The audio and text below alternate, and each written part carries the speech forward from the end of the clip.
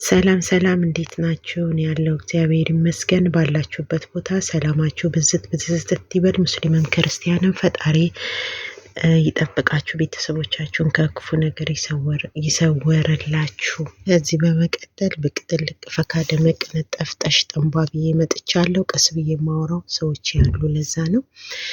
አላዛርና ትንሱ ዛሬ እግዚአብሔር ምስክሬ ነው። እኔ እንጃ አለቀስኩኝ። ለምን እንደሆነ አላቅም። ማለት የኔ ስሜት ብቻ ነው ወይስ የሁላችሁም ስሜት ይሁን አላቅም።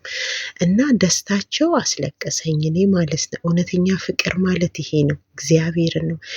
በቃ ደስ የሚል ፍቅር ማለት ነው። ሁለት ሰው የሚዋደድ ሁለቱም አንድ አይነት ልባዊ የፍቅር ቦታ ካላቸው ቤታቸው ራሱ የሰመረ ይሆናልና በጣም ነው ደስ ያለኝ። ከምንም በላይ የአላዛር እናት ወይኔ ታደላ፣ ትንሱ ታደላ። እግዚአብሔርን ጥሩ አማች ነው የገጠማት። እንደ ፍጻሜያቸውን ያሳምርላቸውና ደስታቸው ደስታችን ነው። እኔ የተሰማኝ ስሜት ብዙችሁ ተሰምቷችኋል ብዬ አስባለሁ።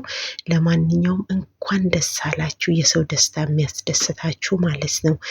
ፍቅር ማለት ይሄ ነው። እግዚአብሔርን እግሩ ስር ወድቃ ይቅርታ ስትጠይቀው አስባችሁታል? ይሁን እኔ አላቅም። ምናልባት እኔ የፍቅርን ስሜት ስለማውቅ ይሁን አላቅም። ውስጥ ይርብሽብሽ አለ፣ እምባዬ እንዲሁ ፈሰሰ። እግዚአብሔርን ነው የምላችሁና እኔ በጣም ነው ደስ ያለኝ። በቃ ማለት ይጎዳል ብዬ ፈርቼ ነበረ ከማየው ከሰሞኑም ካለው ነገር።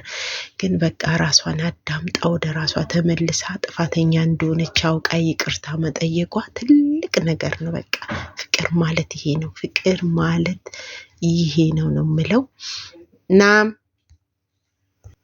እና ፈጣሪ መጨረሻቸውን ያሳምርላቸው ብያለሁኝ። ደስ የሚል የፍቅር ህይወት እንደሚሆንላቸው ተስፋ አደርጋለሁ። በመሀላቸው እግዚአብሔር ጣልቃ ይግባ፣ ፍጻሜያቸውን ያሳምር።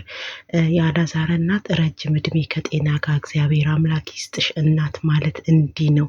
እግዚአብሔርን ከልጅ ጎን ለሱም ሳታዳላ ለሷም ሳታዳላ በመሃል ሁና የነሱን ደስታ ማየቷ ደስታቸውን በቃ አላቅም ብቻ የተባረከች እናት ነችና ትንሱ በጣም እድለኛ ሴት ነሽ።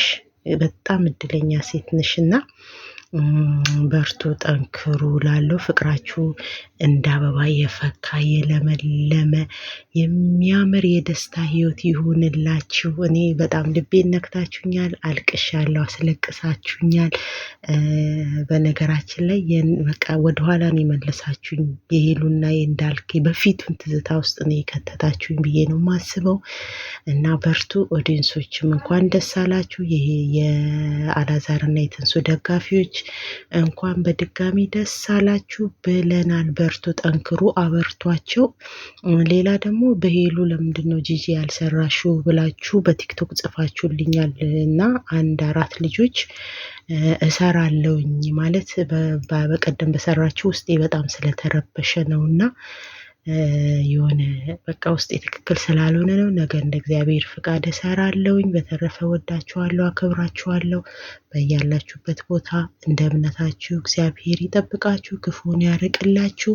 ለእኛም እግዚአብሔር አምላክ ማስተዋልንና ልቦናን ያድለን። በመልካም ነገር ከአንደበታችን ከምናችን እግዚአብሔር አምላክ መልካም ቃልን እንድንናገር እግዚአብሔር ይርዳ። ጠላቶቻችንን እንደ ራሳችን አድርገን እንድንወድ ጥሩ ልብን ይስጠን።